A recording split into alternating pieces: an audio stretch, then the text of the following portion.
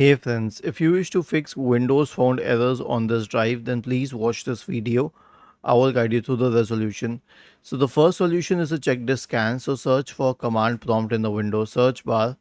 Click on run as administrator. Type the command chkdsk space forward slash r space forward slash f and hit enter. Then press Y and hit enter once again. The next solution is Windows error checking. So here's what you have to do. Open your drive. Okay, open File Explorer and go to your drive. Right click on the drive which you wish to get checked. Click on more options, select properties, then click on tools and then click on check here and then select scan drive. The last solution is is an SFC scan. So search for command prompt in the Windows search bar.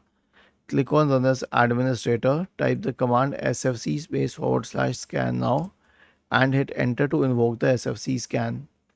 Was this helpful? If yes, then please subscribe to the channel. If not, then let us know in the comment section of the video on how we could help you further.